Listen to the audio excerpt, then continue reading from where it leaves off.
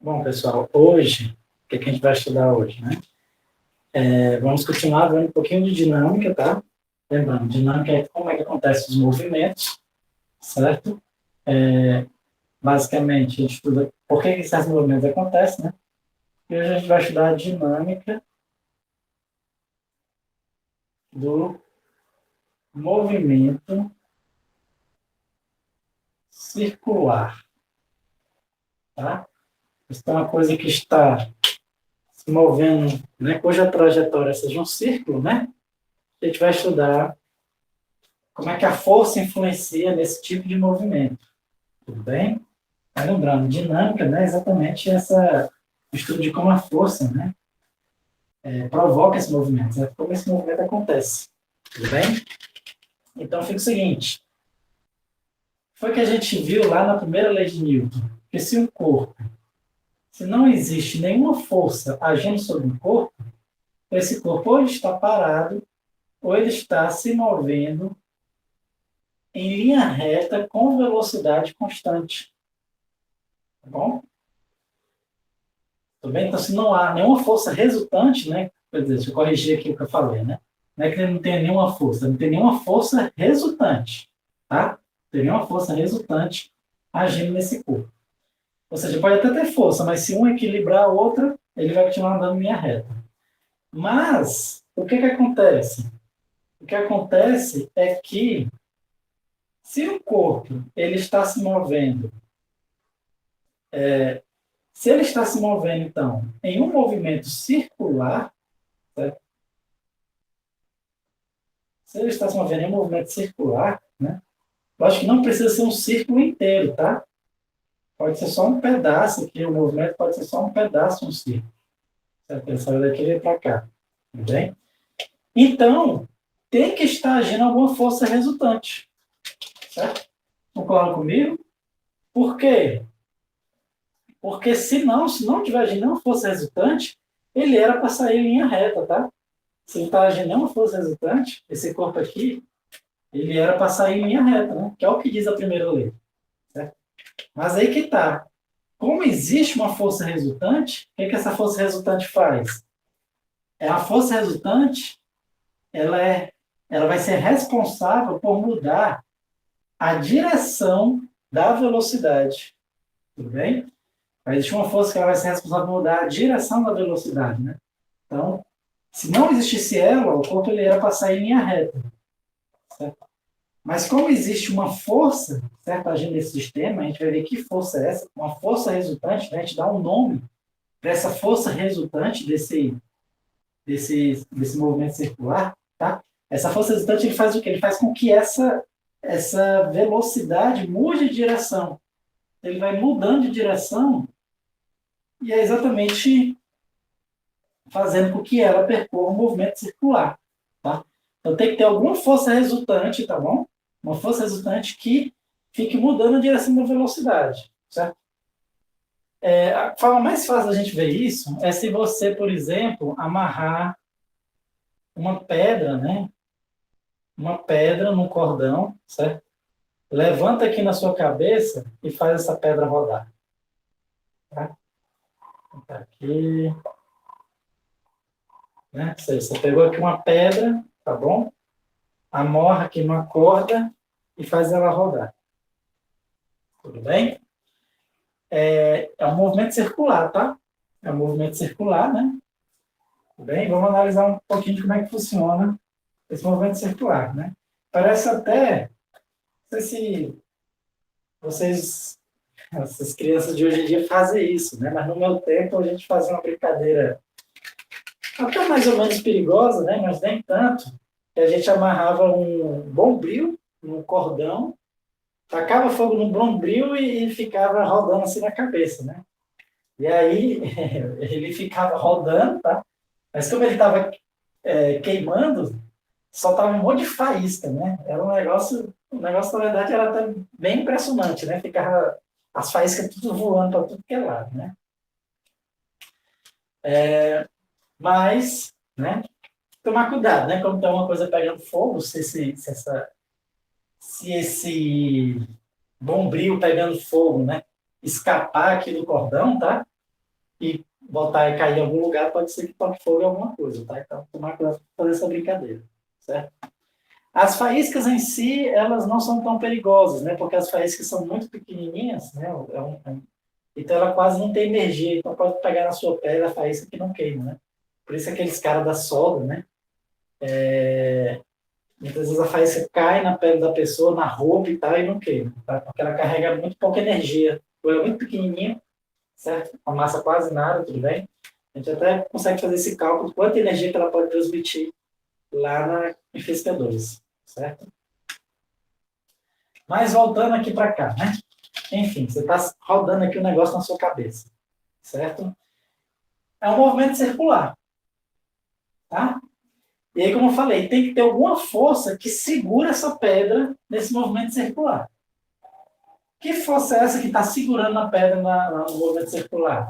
É exatamente a tensão que a corda faz na pedra, tá? Se não houver essa tensão, a pedra não faz esse movimento circular, certo? Por exemplo, se eu cortar aqui, né? Se eu cortar, né, chegar aqui no cordão e cortar, o que vai acontecer? Se soltar aqui, né, não existe mais a tensão. Se não existe mais a tensão, o que vai acontecer com a pedra? Ela vai sair em linha reta, tá? Ela sai em linha reta, eventualmente, né, ela vai acabar fazendo um movimento parabólico, né? Porque ela é como se fosse um lançamento, né? Ela é lançada e vai cair no chão, tá? Mas, isso para vocês visualizar, né? Tem que ter uma força resultante, tá? Uma força resultante, certo? Tem que ter uma força resultante, certo? De tal forma que, de tal forma que vai mudando a direção da velocidade, certo? Essa força resultante, pessoal, que ela é responsável por mudar a direção da velocidade, né? No movimento circular, a gente chama de força centrípeta. Certo? Força centrípeta. Tudo bem? Cuidado para não confundir com a força centrífuga, né? Eu vou falar o que é a força centrífuga no final da aula, tá? Quer dizer, no final da aula. Daqui a pouco eu falo o que é a força centrífuga. Mas a força resultante que mantém o corpo preso no movimento de rotação, a gente chama de força centrípeta. E essa força é responsável por manter, essa força é responsável por manter o corpo no movimento circular. Tá? Por manter o corpo no movimento circular. Tudo bem? Essa força, essa resultante centrípeta, tudo bem? Ela tem que ter duas propriedades, né, para que esse movimento circular aconteça. Primeiro, né, a resultante centrípeta sempre tem que apontar, sempre aponta para o centro de rotação, tá? Aponta para o centro de rotação, certo? E a segunda propriedade dessa força centrípeta é que o módulo dela, tá? O módulo da força centrípeta vai ser sempre mv ao quadrado sobre r. Certo? É uma equação que talvez vocês até viram lá no ensino médio. Tudo bem? Então, para a gente calcular, onde v ao quadrado é a velocidade de rotação, certo? Para a gente deduzir essa fórmula, a gente precisa usar algumas coisas, né, do cálculo em duas dimensões, tá? Então, não vou chegar a deduzir essa fórmula, tudo bem? Mas dá para a gente mostrar, né, usando o cálculo, certo? Que para esse corpo permanecer, né, nesse movimento circular, tudo bem? Para ele permanecer no movimento circular, a resultante que aponta para o centro de rotação, né, ela tem que ter exatamente esse módulo. A massa do corpo, certo? Vezes a velocidade ao quadrado, dividido por R. Tudo bem? Então, vamos lá. Beleza, então, ela tem essas duas propriedades mais importantes, certo? Ela aponta para o centro, tem que ter esse módulo, certo? Essa força centrípeta. Mas o mais importante de tudo é a gente entender o seguinte, que a força centrípeta, ela é uma força resultante, ou seja, ela não é uma força a mais que existe no meu sistema, tá? Então, tipo assim, quando a pessoa está rodando aqui, a cabeça dela, tem a força, só tem a força de tração apontando para o centro, né? Não tem a força de tração e a força centrípeta, não existe isso. Não existe duas forças aqui, só existe uma, a de tração, certo? Então, a força de tração, nesse caso aqui, ela é a resultante centrípeta, certo? Então, nesse caso aqui, eu posso dizer que a força de tração, ela é a força centrípeta. Tudo bem? E todo e qualquer movimento circular tem que ter alguma força ou algumas forças que são a resultante centrípeta. Por que eu digo algumas forças? Porque pode acontecer de ter de mais de uma força apontando para o centro, pode acontecer de ter uma força apontando para fora do centro de rotação. Tá? Então, assim, é a resultante dessas forças, tá bom? A resultante dessas forças, que é a força centrípeta, certo? Eu vou dar aqui um exemplo de um movimento de rotação, né? Que todo mundo está fazendo nesse exato momento. Certo? Movimento de rotação que todo mundo está fazendo nesse exato momento. Por exemplo, se a gente estamos aqui na Terra, né? A gente sabe que a Terra está rodando, né? A Terra está rodando, certo? E ela leva quantas horas para dar uma volta completa? 24 horas, tá?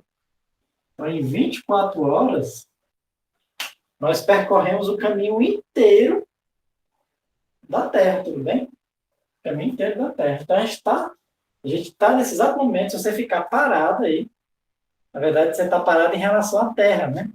Mas em relação a, em relação ao Sol, por exemplo, né? Em relação ao Sol, você está fazendo um movimento circular, tá? Na verdade, em relação ao Sol, é até mais complexo, né? Você está fazendo um movimento circular e, ao mesmo tempo, indo para frente, né? Então, é tipo uma centroide, quer dizer, uma cicloide, tipo uma cicloide, tá? Não é exatamente uma cicloide. Mas, o que eu quero dizer para você é o seguinte, que a Terra está rodando, então a gente está fazendo aqui um movimento circular. Tudo bem? Se a gente está fazendo um movimento circular, tem que ter alguma resultante centrípeta. Tudo bem? Senão, não existe movimento circular. Certo? Então, quais são todas as forças que estão agindo na gente aqui nesse exato momento? Então, está agindo a força peso, certo? E está agindo a força normal, certo? Força normal. E aí, como eu falei para vocês, a força centrípeta é a resultante das forças que estão apontando para o centro de rotação. O centro de rotação é igual ao centro da Terra, né? Então, nesse caso aqui, a resultante das forças, né, seria exatamente o quê? Peso menos normal, tá? O peso ele entra como sendo positivo porque a força centrípeta, o resultado dessas duas sempre tem que estar apontando para o centro da Terra, tudo bem? Sempre está apontando para o centro da Terra. Então, ou seja, o peso ele sempre vai ser maior do que a normal. Né? Por quê? Porque se a normal fosse maior do que o peso, significa dizer que não teria como ter força centrípeta. Então, a pessoa aqui não estaria na rotação da Terra. Tudo bem? Então, nesse caso aqui, certo? A força centrípeta seria peso menos normal. Tá? Depois a gente vai resolver alguns exemplos com números, tá?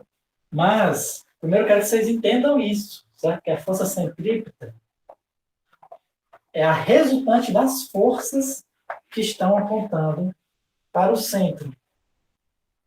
Tudo bem? Vamos ver outro exemplo. Então, sempre quando houver curva, tem que ter uma força centrípeta. Né? Então, um caso muito comum que tem curva, quando a gente está um carro fazendo uma curva, né? Um carro fazendo uma curva, certo? Porque ele está numa linha reta e tem uma curva aqui, ó, de 90 graus, né? Aqui, ó. Então, quando o carro está bem aqui assim, ele está fazendo uma curva, né? Certo? Ele está fazendo uma curva com esse raio R aí, tá? O raio, claro que vai depender de como a pista foi feita, tá bom? Ele está fazendo uma curva, certo? E se ele está fazendo uma curva, é aquilo que eu falei para vocês, tem que estar agindo, tem que estar agindo alguma força, né, para segurar ele nessa curva, certo? Que força é essa, né? A força centrípeta. Tem que ter alguma resultante centrípeta. Então vamos ver todas as forças que estão agindo nesse carro, tá? Que ele está na curva. Então vamos pensar aqui, ó. Vou olhar aqui o carro de lado agora. Aqui o carro, tá?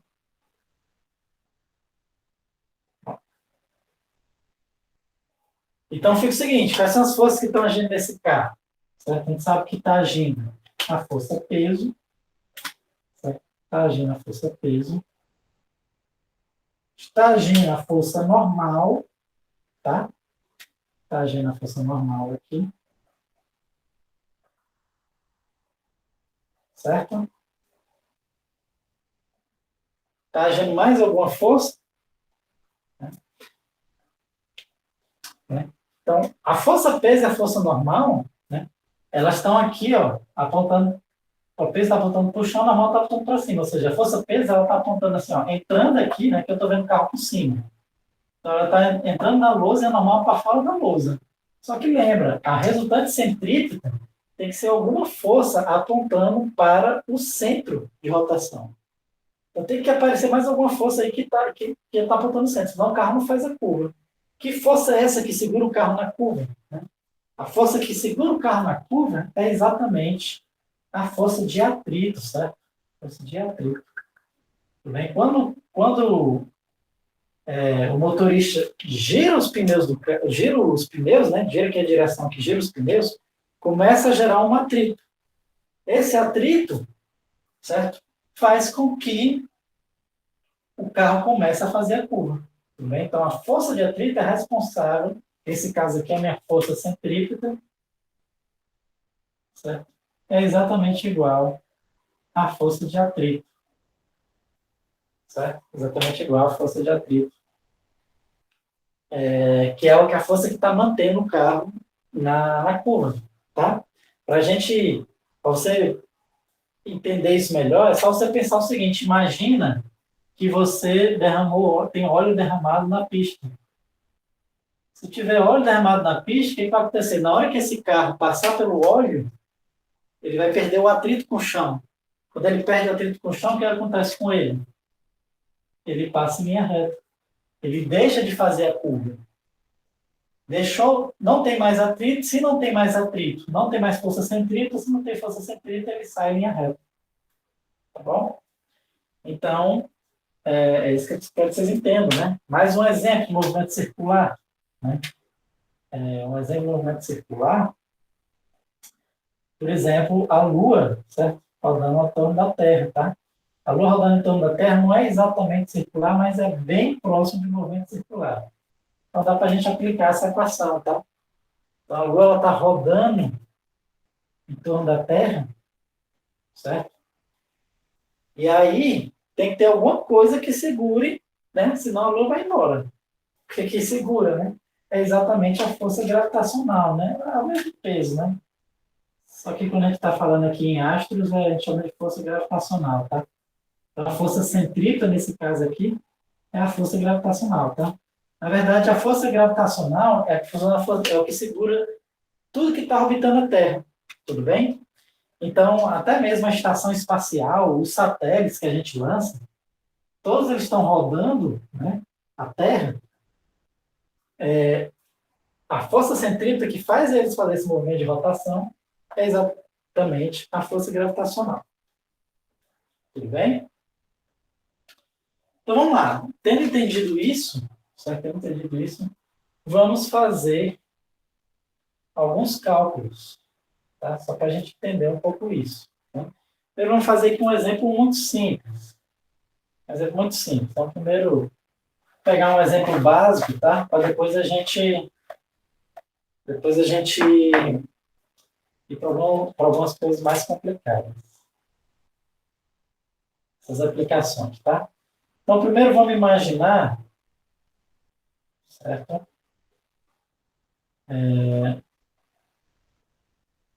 Aliás, antes da gente só falar uma coisa para vocês, né? Antes da gente resolver um exemplo, né? Vou pegar aquele exemplo mesmo tem uma pessoa que está rodando uma pedra, tá? Rodando uma pedra, amarrou no cordão, certo? O cordão tem um raio R aí, certo? Agora, só deixar claro uma coisa para vocês, pessoal. Isso que a gente está vendo, certo? É válido tanto para o movimento circular uniforme, como não, tá? O movimento circular uniforme é aquele que tem a velocidade constante, certo? Deixa eu fazer assim. Se a velocidade, certo? A velocidade aqui for constante, tudo bem? A gente chama esse movimento de movimento circular uniforme, certo? Mas pode acontecer, certo? Pode acontecer de não ser uniforme, essa velocidade é aumentando, tá? Então, é o quê? Eu amarro uma pedrinha no cordão, estou rodando aqui com velocidade constante. Eu posso rodar mais rápido, né, com mais força para ela rodar com mais velocidade. Então, aumenta a velocidade, certo? Então, o que acontece? Pode acontecer de de aumentar essa velocidade aqui, tudo bem? Então, nesse caso, o que acontece? A gente divide, certo? Se eu estou modificando a minha velocidade, certo? Se eu estou modificando a minha velocidade, então é porque existe alguma aceleração, tá? Existe alguma aceleração. Então, assim como existe a força centrípeta, existe a aceleração centrípeta também, certo? A aceleração centrípeta é aquilo que eu falei para vocês. Ela é fácil de calcular, é simplesmente a força centrípeta dividida pela massa, tá? É a força centrípeta dividida pela massa. E ela vai ser responsável por modificar a direção da velocidade, tá? Então, a aceleração centrípeta, ela sempre está apontando aqui para o centro, né? É exatamente a aceleração, né? Causada pela força centrípeta, né? Pela resultante centrípeta, certo? Lembra, a força, ela causa uma aceleração. Então, a força centrípeta, ela dá uma aceleração centrípeta. Essa aceleração centrípeta vai ser responsável por modificar a direção do vetor velocidade. Ela vai curvando o vetor velocidade. Mas pode existir também uma aceleração tangencial, tá? Essa aceleração tangencial, ela pode aumentar ou diminuir essa velocidade, tá bom? Se por acaso a aceleração tangencial for igual a zero, então a gente diz que o movimento é circular uniforme, tá?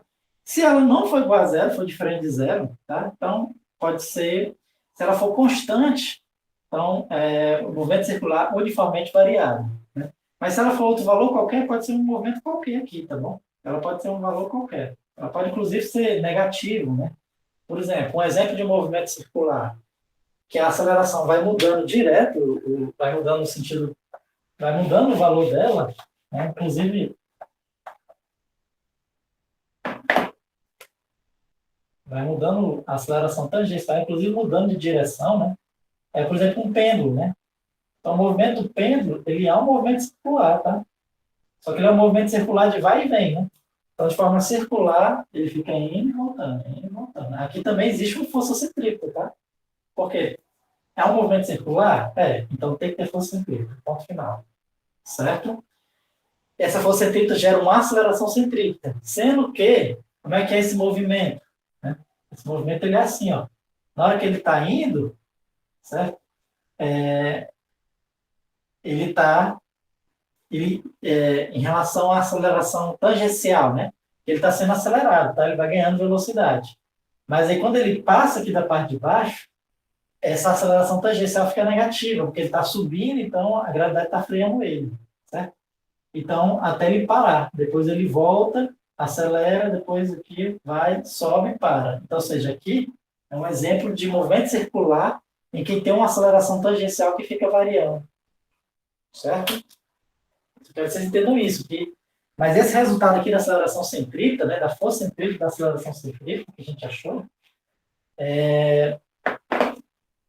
continua sendo verdade, tá bom? Então, por exemplo, ó, Aceleração centrípeta, aliás, a força centrípeta, a gente viu que era mv ao quadrado sobre r. A aceleração centrípeta é simplesmente a força centrípeta dividida pela massa. Então, aqui vai ficar v ao quadrado sobre r.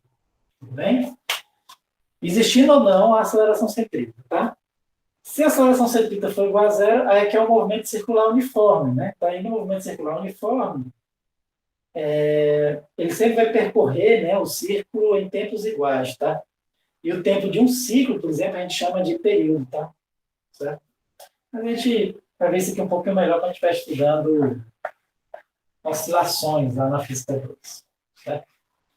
Mas vamos lá, vamos pegar esses casos aqui que eu falei para vocês e vamos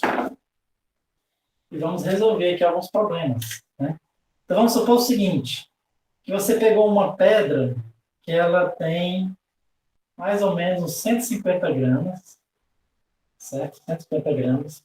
Você amarrou num fio aí, um fio de, sei lá, isso aqui é maior, né? 1,5 m, um fio de 1,5 m, 1,20 m, um fio de 1,20 m, tá?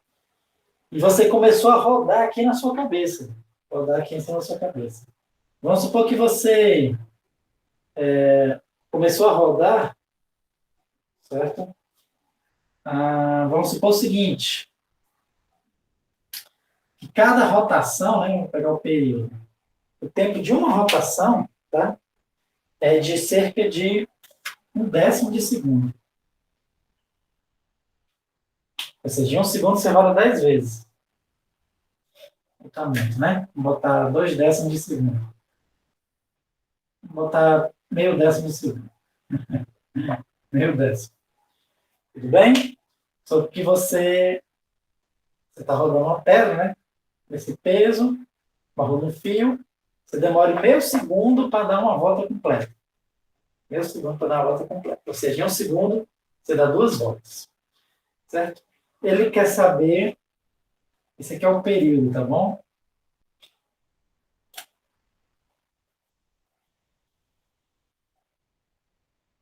Período. Certo? Vou usar T não, né? Porque T eu uso para atenção, né? Certo? Então, para não confundir 2T, né? Então, ele quer saber quanto é a tração ali na corda, né? Tração ou tensão, tudo bem? Quer saber quanto é o valor disso aí. Certo? Então, vamos ver como é que a gente resolve essa questão. Bom, aqui, como a gente já tinha visto, né? A tração, ela é a força centrípeta, tá? É a força centrípeta. Então, basicamente, para eu achar a tração da corda, eu tenho que calcular a força centrípeta. Para calcular a força centrípeta, o que eu preciso? Da massa do corpo que eu tenho, preciso do raio que eu tenho e preciso da velocidade. Certo? A questão aqui é que eu não tenho a velocidade, né? Ele não me deu a velocidade. Ele me disse que demora 2 segundos para fazer a volta completa aí, mas eu não. Aliás, ele demora meio segundo para dar uma volta completa, mas ele não me deu a velocidade. Tá? Então, primeiro eu vou achar a velocidade, certo? Primeiro eu vou achar a velocidade para depois achar a tração, né, através da fórmula da força centrípeta. Tá bem? E aqui a velocidade, tá? Como a velocidade é constante, eu posso dizer que a velocidade vai ser simplesmente o quanto ele andou dividido pelo tempo, tá? Certo? Pode chamar aqui ó, do delta S ou delta X, tá? Vamos usar o delta S nesse caso. É mais correto. Dividido por delta T, tá? Então, eu posso botar o ΔS de uma volta completa. Quanto é o ΔS de uma volta completa? Vai ser o tamanho desse círculo. O tamanho desse círculo é 2 vezes π vezes r. Dividido pelo tempo de uma volta completa. Dividido pelo período. Né? O tempo de uma volta completa, a gente chama do período. Certo? Ou seja, então a minha velocidade vai ser 2 vezes π vezes o raio, que é 1,5, dividido por 0,5. Tá? Velocidade, então, vai ser o seguinte. Vai ser 4 vezes isso aqui, 4,8π. metros por segundo ao quadrado, tá? Vou deixar assim por enquanto. Não, segundo ao quadrado não, metros por segundo. Vou deixar assim por enquanto. Aí depois eu substituo o valor de π, né? Vou substituir agora, né? Deixar de ser preguiçoso. Vou pegar uma calculadora aqui. 4,8 vezes... Vou usar o π aqui com várias casas decimais, então vai dar mais ou menos 15,08 metros por segundo, né? Isso aqui até que é bem rápido, né? Se fosse em quilômetros por hora, deixa eu ver quanto é que isso aqui é em quilômetros por hora. Vezes 3,6. Daria 54,29 aproximadamente quilômetros por hora. Por isso, um dia você fizer essa brincadeira, né, e a pedra sair voando, bater em alguém, pode machucar feio, né? Uma pedra batendo a você a 54 km por hora pode te machucar feio, tá? Também que é uma pedra mais levezinha, né? 150 gramas. Mas se pegar uma pedra grande, tá? Não é à toa que tem arma que é assim, né? Tem armas da antiguidade que era assim, né? Eles pegavam a pedra, botavam como se fosse uma espécie de estilingue, mas não era estilingue, não esticava, não era só uma corda que ela ia, fazia a volta na pedra e voltava, aí circulava assim, né? Na hora que fosse soltar, ele soltava um dos lados da corda e a pedra saía, né? E ela sai geralmente com velocidade grande, né? A gente consegue acelerar essas pedras bastante, tá? Gerar uma velocidade grande nela. Beleza, agora tendo a velocidade, a gente consegue calcular a tração, certo? Fazendo o quê? Tração é igual a força centrípeta.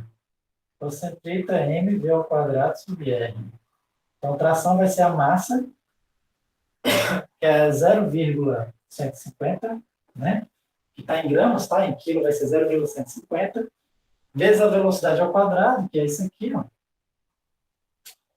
15,08 ao quadrado, dividido pelo raio, que é 1,2. Certo? Então, vou fazer aqui tudo na calculadora, para ver quanto é que dá.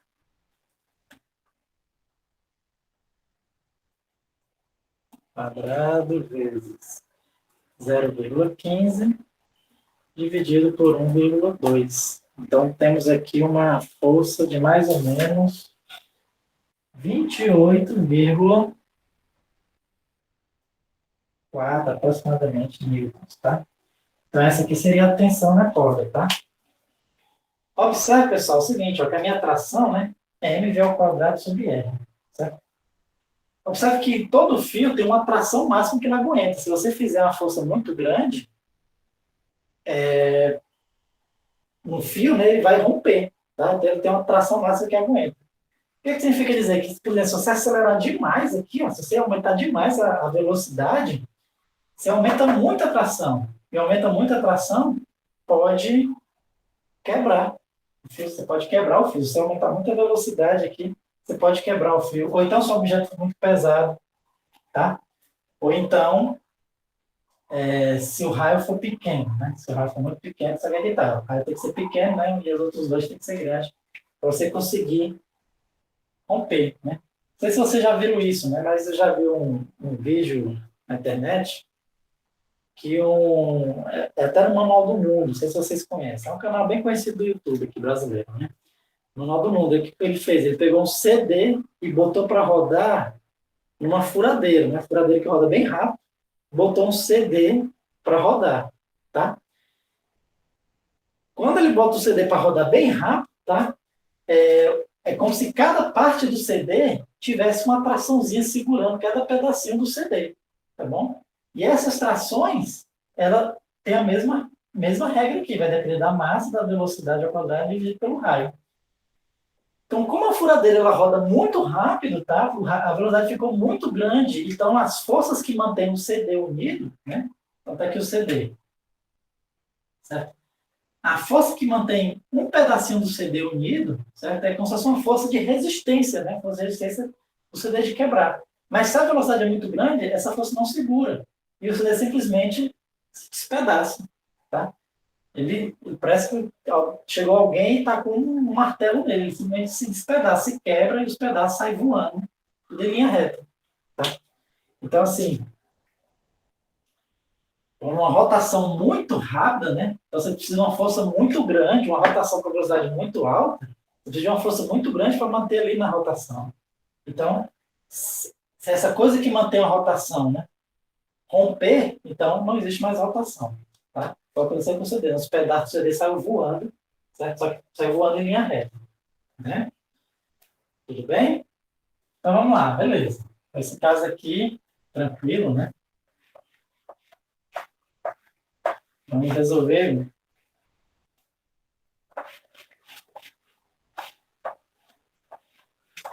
mais alguns exemplos aqui, certo? Vamos resolver aquele exemplo que eu dei. Vamos considerar que a gente está aqui na Terra, tá bom? Estamos no movimento de rotação, certo? Está agindo duas forças aqui na gente, a força peso e a força normal, tá? Vamos supor que a pessoa ficou parada o dia inteiro, tá bom? Então, pode até imaginar que não é uma pessoa, pode ser um objeto, mas enfim, tanto faz, tá? Alguma coisa que ficou parada o dia inteiro. E eu quero calcular quanto é a normal, tá? Quanto é o valor da normal. Tudo bem? Sabendo que essa pessoa aqui, ela tem uma massa de 70 quilogramas, certo? Então, que a pessoa tem uma massa de 70 quilogramas, quanto é o valor do normal? Né? Aí você fala, professor, mas normal não é igual ao peso? Não, não é igual ao peso, então o peso, vamos supor que a gravidade é 9,8, certo? Então, o peso, ele é quanto, né? É massa vezes a gravidade, tá? Né? O peso é massa vezes a gravidade, né? Se a gente tinha visto. Então, vamos fazer aqui 70 vezes 9,8. 70 vezes 9,8 dá 686. Então, a normal não é igual ao peso, então a normal não é 686, não? Bom, na verdade está errado, tá, pessoal? Se esse corpo tivesse parado, tudo bem? Tivesse parado, então a normal seria igual ao peso, de fato. Mas como ele está no movimento circular que é ao redor da Terra, a gente vai ver que a normal é um pouquinho menor do que o peso. Por quê? Porque essa diferença vai gerar uma força centrípeta resultante responsável por manter a gente rodando ao redor da Terra. Tudo bem? Vai falar assim, professor, então todos os casos que a gente tinha analisado, que tinha um corpo parado, que tinha um peso, e a normal, né? Então, esses casos aqui eu não poderia dizer que a normal é igual ao peso, né? Então, nesse caso aqui, você pode dizer. Por quê? Porque a gente vai ver que essa diferença é muito pequena, certo? A diferença é muito, muito pequena. Então, a gente considera desprezível. Então, nesse caso aqui, a gente não está considerando, levando em consideração que a Terra está rodando e tem um corpo aqui dentro. E tem um corpo dentro da Terra rodando. Tá? A gente só quer analisar essas situações individualmente. Né? Então, a gente pode desconsiderar desprezível. Tá? Mas até a gente vai ver, né, o quão desprezível é isso. A gente vai ver agora, certo? Vamos analisar. Lembrando, nesse caso aqui, como é que a gente calcula a força centrípeta? A força centrípeta é simplesmente peso menos a normal, né? É a resultante, tá? Lembrando, a força centrípeta, a resultante sempre está apontando para o centro, certo? Então, o peso tem que ser maior do que a normal, né? Porque é como se fosse assim, ó, o peso, vamos fazer assim, o peso, ele está apontando assim, tá? E a normal, ela está apontando para cima. A diferença de um para o outro tem que dar um saldo, certo? Apontando para o centro, né? E essa resultantezinha aqui é exatamente a força centrípeta. Tá? Então, vamos lá. Beleza. Então, vamos calcular, né? Lembrando que a força centrípeta é o quê? M, V ao quadrado sobre R, é igual ao peso menos a normal. Eu quero achar a normal, então, eu tenho que achar quanto é essa força centrípeta aqui, tá? Então, massa eu tenho, R é o raio da Terra, tá? E V é a velocidade de rotação. Vamos primeiro Primeiro eu tenho que saber quanto é o raio da Terra, tá? Deixa eu pegar aqui pesquisar no Google.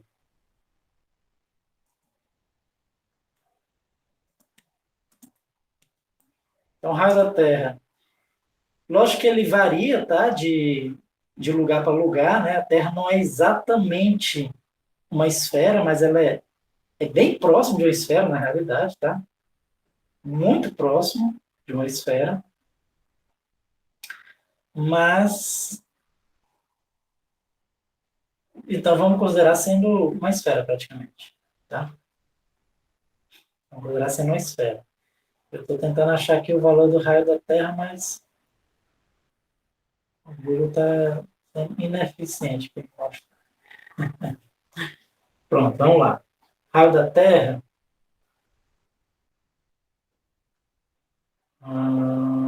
máximo, o mínimo, a média, pronto, que era a média, é de 6.371 quilômetros, tá? Então, o raio da Terra. Só por curiosidade, né? O máximo,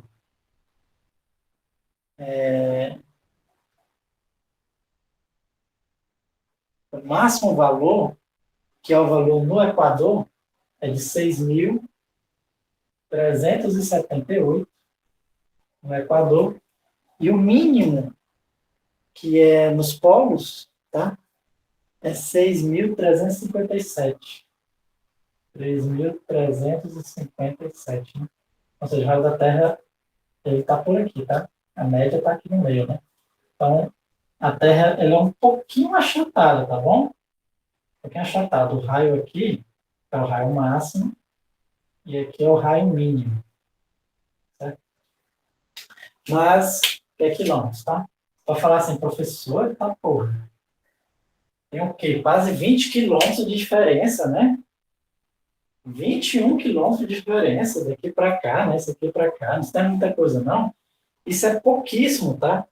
Comparado a 6.000, né? O que é 21 relativo a isso aqui? Então vamos ver aqui, fazer esse cálculo. 21 relativo a esses tamanhos, né? 21 quilômetros dividido pelo raio médio, em média, né? 6.371. Então vamos ver aqui, ó. Só para a gente entender isso aí. 21 dividido por 6.371. Isso dá 0,002033. Ou seja, se eu for fazer em porcentagem, eu multiplico por 100. Então, é uma mudança só de 0,33%, tá? Você pensa assim, vixe, professor, então a Terra é achatada demais, porque muda aqui 20 quilômetros, né? Mas aí que tá, 20 quilômetros relativo a quê? 20 quilômetros relativo ao raio da Terra, que é imenso. 20 quilômetros relativo ao raio da Terra é 0,33%. Ou seja, isso aqui é praticamente uma esfera, tá? Praticamente uma esfera, certo? Muda 0,33%, sei lá, se você pegar um pedaço de pau e eu botar para você outro pedaço de pau com 0,33% menor, visualmente você nem vê a diferença. Talvez nem dê para dizer qual é o maior e qual é o menor. Tá? É muito pouca essa diferença. Certo? Mas beleza. Eu quero mostrar para vocês que a Terra ela é praticamente uma esfera. Certo? Praticamente uma esfera. Beleza, então chegamos aqui. Raio da Terra é isso aí, certo? Então, para calcular, eu preciso da massa, já tenho. Do raio, já tenho, eu preciso da velocidade. Como é que eu vou calcular a velocidade? Então, eu vou calcular do mesmo jeito, né? Vai ser o tamanho total que a gente percorre 2π vezes r, tá?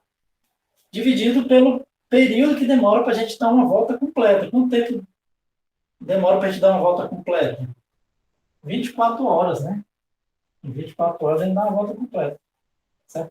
Vamos calcular aqui a velocidade. 2 vezes π vezes 6.371. Vamos fazer em quilômetros por hora mesmo, tá? Então, minha velocidade vai dar... Deixa eu ver quanto é que dá aqui.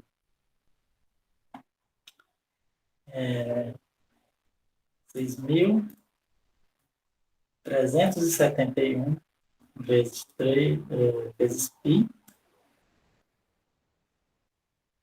dividido por 12. Então, nesse exato momento, nós estamos aproximadamente, certo? A 1.668 quilômetros por hora, tá? Tanto eu, quanto você, quanto qualquer objeto que está parado em relação à Terra, está mais ou menos a essa velocidade aqui, 1.668 quilômetros por hora. Uma velocidade absurdamente alta, né? Certo? Então, sempre, professor, está doido, que eu estou parado aqui, né? Você está parado em relação à Terra, tudo bem? Em relação à Terra, você está parado também, certo? E tudo em volta de você tem essa mesma velocidade, tá? Por isso que você não sente, né? Inclusive o ar, tá? Inclusive o ar que está em volta de você, ele também tem essa mesma velocidade, porque ele também está rodando em torno da Terra. Então você não sente que você está nessa velocidade, mas você está essa velocidade. Na realidade, se a gente for calcular a nossa velocidade em torno do Sol, a gente vai ver que a gente tem uma velocidade ainda absurdamente alta. Se a gente for calcular a velocidade que a gente está rodando em torno da Via Láctea, também é uma velocidade absurdamente alta. Né? A gente está uma velocidade absurda aqui, a gente nem sabe que está nessa velocidade absurda. A gente não sente, né?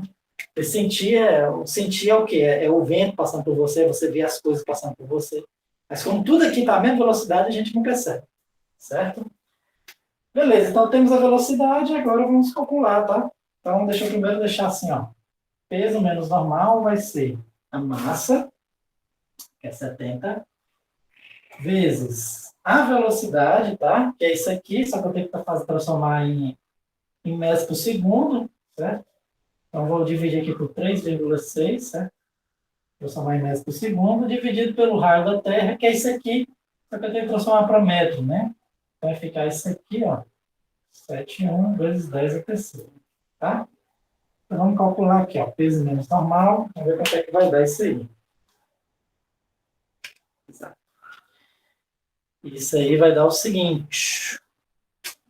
Beleza, isso aqui, dividido por 3,6, é isso, ao quadrado, vezes 70, dividido por 6371, dividido por... Pronto. Então, aqui, ó, já percebo que a diferença, esse resultado aqui vai dar exatamente 2,36 aproximadamente. Newtons. Ou seja, a diferença entre a força-peso e a força normal é de aproximadamente 2 newtons, né? 2 newtons para esse corpo aqui que tem uma massa de 70 quilos, tá? Se fosse um corpo de massa menos de 70 quilos, seria menos, tudo bom? Ou seja, vamos só relembrar aqui, né? O peso eu calculei, tá aqui, ó. Tá? Então, a minha normal vai ser exatamente o peso, que é esse aqui, menos isso aqui. Certo? Então, vai dar o quê? Na calculadora, né? Então, vai dar 686. Normal vai dar 683,64 newtons. Aí aqui eu respondo a pergunta, o normal é igual ao peso? Né? Não é igual, né? O peso é 686, o normal é 683,64. Mas são muito parecidos, tá? Então é por isso que naqueles problemas, aqueles problemas que que eu sempre falava para vocês, tem um corpo aqui, uma superfície, tem um peso, é normal, né? Se não existe movimento nessa direção, então normal é igual ao peso, tá? Eu posso usar esse aqui ainda, tudo bem? Por quê? Porque ele é aproximadamente igual, tudo bem? Deu 2 newtons de diferença. 2 newtons é o quê? É como se fosse uma diferença de 200 gramas, tá bom? Diferença de 200 gramas. Tudo bem? Mas 200 gramas para uma massa de 70 quilos, tudo bem? Então, como geralmente aqueles corpos que a gente trabalha são 5 quilos, a diferença é bem menor, tá? A diferença é bem menor. Na verdade, é linear com a massa, ou seja, eu diminuo aqui em 10 vezes, isso aqui eu vou diminuir em 10 vezes também. Certo? Inclusive, pessoal, só uma curiosidade, né? Quando você sobe numa balança, para você saber sua massa verdadeira, a balança tem que levar em consideração isso aqui. Certo? Por quê?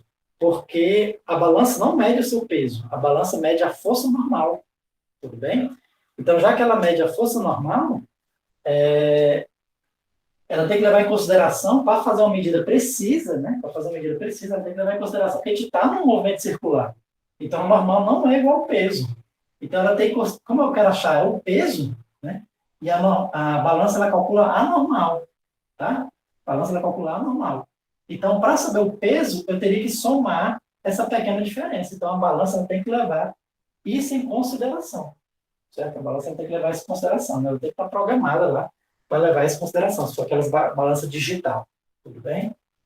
Se for uma balança de comparação, não faz diferença, porque a balança de comparação você vai comparando, tudo bem? Então, os dois estão no mesmo lugar ali, vão ter as mesmas propriedades. Mas se for uma balança digital, ela tem que levar em consideração que o que ela mede não é o peso, ela mede a força normal e acrescentar essa diferença. Tudo bem? Então, vamos lá, deixa eu apagar aqui. Certo? Vou apagar aqui. Vamos resolver mais um exemplo. Certo? Vamos resolver um carro fazendo uma curva. Bom? Então, vamos supor o seguinte. Está um carro aqui fazendo uma curva, certo? Essa curva tem um raio, vamos botar aqui um raio de 20 metros, certo? Eu quero saber qual é a velocidade máxima que esse carro consegue fazer essa curva sem derrapar, tá?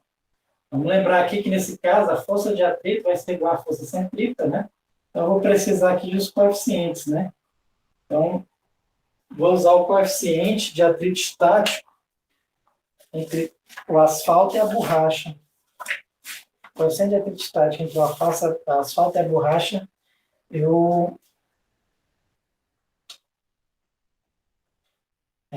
na verdade, eu não sei. Então, vamos supor que seja concreto e borracha, tá? Concreto e borracha, o coeficiente de atrito é exatamente 1. Então, se colocar uma curva que é de concreto, não é de asfalto, certo? Pode ser até dentro do shopping, né? No estacionamento. Você está andando ali no estacionamento, pista de concreto, tá? Você fazer a curva, vamos até diminuir o raio aqui, né? É um raio aqui de 10 metros. Vamos calcular qual a velocidade máxima que você consegue fazer uma curva de 10 metros de raio dentro do shopping. Tudo bem? Por que é uma velocidade máxima? Né? Porque lembra, o atrito que está agindo aqui no carro é o atrito estático, certo? Porque lembra, o pneu do carro ele não desliza na pista. Quando ele desliza, a gente escuta, né? O barulho do pneu derrapando. Só que não é o ideal. Para fazer a curva, o pneu não pode derrapar. Então, a velocidade máxima é exatamente aquela velocidade limite do atrito estático máximo. Né? Lembra que o atrito estático ele tem um valor máximo para ele. Então, é esse valor limite. Tudo bem? Então, vamos lá. Então, minha força de atrito é igual à força centrípeta, tá? O atrito, eu vou usar o atrito estático máximo, que quanto é? O meu estático vezes a normal. Tá? Vai ser igual à força centrípeta. A força centrípeta vai ser M, V ao quadrado, sobre R. Tá bom? E aqui eu vou achar a velocidade máxima. Tá? Então, nesse caso aqui, eu vou dizer o seguinte, que a normal é igual ao peso, tá? Repetindo novamente o que eu falei, né, na questão passada. Rigorosamente falando, a normal não é igual ao peso, tá? Porque o carro ele também está no movimento circular aqui em torno da Terra. Então, a normal não é igual ao peso. Só que ela muda muito pouco, tá? Muda questão é mais ou menos também uns 0,33 centésimos de 1%, tá? 33 centésimos de 1%. Aquela mesma razão que a gente viu do raio da Terra, mais ou menos esse mesmo valor. Ou seja, praticamente eu posso considerar desprezível essa diferença. Posso considerar a normal igual ao peso, tá? Então, ou seja, a normal é igual ao peso, que é massa vezes a gravidade, que vai ser m, velocidade máxima ao quadrado, dividido por r. Posso cortar massa com massa aqui, tá? Passo o r multiplicando, tira a raiz, eu já acho que a minha velocidade máxima vai ser a raiz de r vezes o μe vezes a gravidade. Essa é a velocidade máxima, certo? Que um carro no shopping consegue fazer a curva, tá?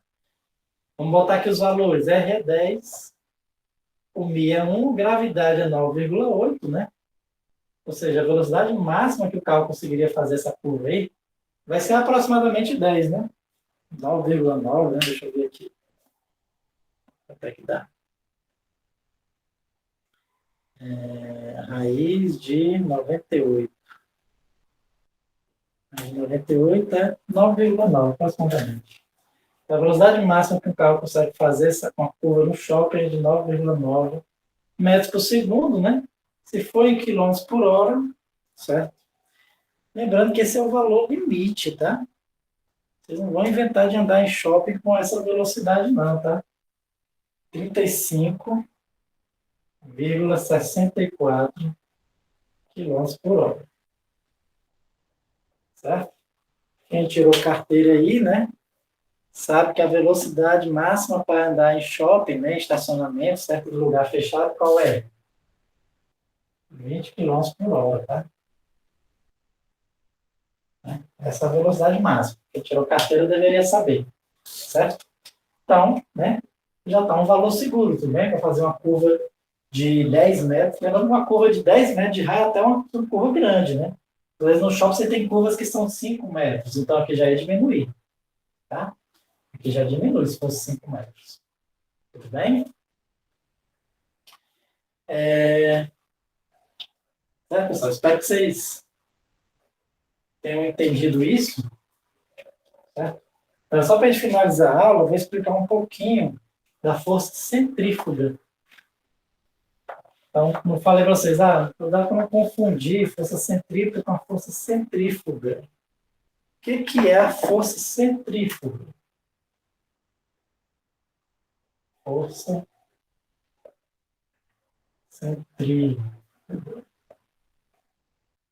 Então, em outras palavras, a força centrífuga é uma força que não existe, tudo bem? Vou explicar. Nós quando você está aqui num ônibus, tá? E você não está segurando em nada. Está segurando em nada no ônibus. Em pé no ônibus, e o ônibus faz a curva. O que vai acontecer com você? Você vai dar de cara com a parede do ônibus, né? Vamos entender aqui, ó. O ônibus está indo em linha reta, certo? Você está bem aqui assim, indo em linha reta também. Certo? Mas o ônibus começa a fazer a curva. O cara virou os pneus do carro, tá? Virou os pneus do ônibus e ele começa a fazer a curva. O que acontece? O atrito, ele está entre o ônibus, entre o pneu do ônibus e o chão. Então, esse atrito, ele vai fazer com que o ônibus faça a curva, tá? Não necessariamente você vai fazer a curva, certo? Para fazer você fazer a curva, tem que existir uma força agindo em você, certo? Mas o que acontece? Se não existir essa força, né? Então, como você não está segurando em nada, o que vai acontecer? O ônibus vai fazer a curva, vai continuar fazendo a curva, certo? Ele vai fazer a curva dele aqui. Mas a sua tendência é continuar em linha reta. Então, a sua tendência é você bater contra a parede do ônibus, né? Porque o ônibus virou aqui mais abruptamente, né? É por isso que você sente uma força te empurrando para fora da curva. Você sente como se existisse uma força, mas na verdade não tem uma força te empurrando para fora da curva. É a sua tendência de seguir em linha reta. Certo? A questão é, se você não fizer nenhuma força em você mesmo, você vai seguir o seu caminho em linha reta. Então você acaba tendo que fazer uma força. Então como é que ele faz essa força? Ele se segura, né? Ele se segura no ônibus, e aí quando ele vai fazendo a curva, você se importa todinho, né? Se ele estiver rápido, e aí você que vai fazendo a sua força centrípeta. Você que faz a sua força centrífuga para o seu corpo fazer a curva, caso contrário, não faz. Tá? Os seus pés até faz, né? Os seus pés têm atrito com o chão, tá? Então, os seus pés vão, mas o seu corpo não vai. Por isso que a gente tem por isso que a gente sente só puxando o nosso corpo para o lado, tá? Então, assim, essa força que a gente acha que está empurrando a gente para fora da curva é o que a gente chama de força centrífuga. Mas, como eu falei para vocês, ela não existe, né? Ela é uma força que a gente chama de uma força inercial. A gente acha que existe. Por que a gente acha que existe? Porque na verdade, a nossa tendência é seguir em linha reta, tá? Só que aí que tá, para a gente, para nossa cabeça, né, para o nosso cérebro, a forma que o nosso cérebro interpreta o mundo à nossa volta, é como se a gente estivesse parado dentro do ônibus. Não, eu estou parado dentro do ônibus, eu estou parado em relação ao ônibus, mas não estou parado, entendeu? Mas para minha interpretação, eu estou parado em relação ao ônibus. E aí, o ônibus faz a curva, existe a força de atrito que está fazendo o ônibus fazer a curva. A minha tendência é seguir em linha reta. Então, a minha impressão é que tem alguma coisa me empurrando contra a parede do ônibus, mas não tem nenhuma força. Tá? É a mesma coisa se você sentar na garupa de uma moto. Vamos supor que você está aqui na garupa de uma moto e o motoqueiro arranca de uma vez e você não está segurando em nada. O que é que isso acontece? Você vai para trás de uma vez. Né? Não é que tem alguém lhe puxando, não existe um espírito, não tem nada lhe puxando aqui para trás. Tá? O que é? É a sua inércia, você tem uma tendência a ficar parado. Mas como a moto foi de uma vez para frente, certo? O atrito, né, da sua bunda com o assento da moto, ele até levou as suas pernas, mas ele não levou o seu corpo. Né? Então, o seu corpo fica parado. Aí, só quando você começa a se inclinar, é que o seu tronco vai puxando o seu corpo, a sua cabeça e o resto todo. E aí você sente que você vai cair. Tá? Então, esse é outro exemplo de uma força inercial, uma força que, de fato, ela não existe. Tudo bem? Então, a força centrífuga é isso. Né? A força centrífuga é a ausência da força centrípeta. Então, como não tem a força centrípeta, certo? Se você não estivesse segurando em nada, você acha que tem uma força te empurrando para fora. E essa força a gente chama de força centrífuga. Chamar assim, CF. Certo? Então, para você calcular essa força centrífuga, né, seria o mesmo jeito, porque é a força centrípeta, tá? É a ausência da força centrípeta. Na verdade, o que essa equação me diz é o seguinte, que você precisa fazer uma força igual a mv ao quadrado sobre r para a pessoa fazer a curva junto com o ônibus. Se você não fizer essa força, tá? Se você não fizer essa força, o que acontece aqui é como se você sentisse uma força, né, lhe empurrando contra o ônibus, né? Mas é porque você está no referencial não inercial que a gente chama, né? O ônibus está acelerando, ele está fazendo a curva, tá? Certo? E essa força centrífuga é muito importante, por exemplo, para uma centrifugadeira, né?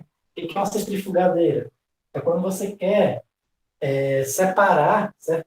Vários materiais, né? O que é uma centrifugadeira? Basicamente, é uma vasilha que você bota ela para rodar, tá bem? Ela tem um líquido, certo? E você bota essa vasilha para rodar. A gente vai ver que quando você bota essa vasilha para rodar, certo? O que acontece? A força centrífuga, né? E aí, né, lembra, a força centrífuga ela não existe de verdade, tá bom? Mas em relação ao líquido que está aqui dentro, é como se ele sente essa força. É a mesma coisa de dentro do ônibus. Existe uma força me empurrando. Eu sinto como se houvesse uma força me empurrando para o lado, mas não existe essa força. Mas eu sinto como se existisse. A mesma coisa é o líquido. Não existe nenhuma força aqui, mas o líquido sente como se existisse uma força empurrando para fora. Certo?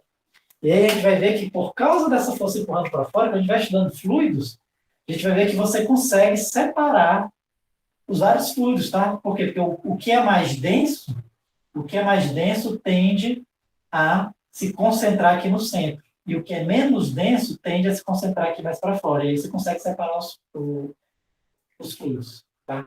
Isso é uma centrifugadeira. Tudo bem, pessoal? Bom, então isso é o que a gente queria, eu queria falar sobre força centrífuga, tudo bem? Com isso a gente termina esse capítulo, tá, de dinâmica, certo? Então, a partir da próxima aula, a gente vai começar a estudar a parte de energia, certo? Vamos passar para o capítulo, deixa eu ver aqui, o capítulo 7, que é a parte de trabalho e energia cinética, tá? Por isso fica faltando só 2 capítulos para terminar o conteúdo. O capítulo de trabalho e energia cinética, e depois a gente vai ver o capítulo de momento angular, certo? Momento linear, colisões e centro de massa. Tudo bem? Então, por hoje fica por aqui, pessoal. Um abraço. Até a próxima aula.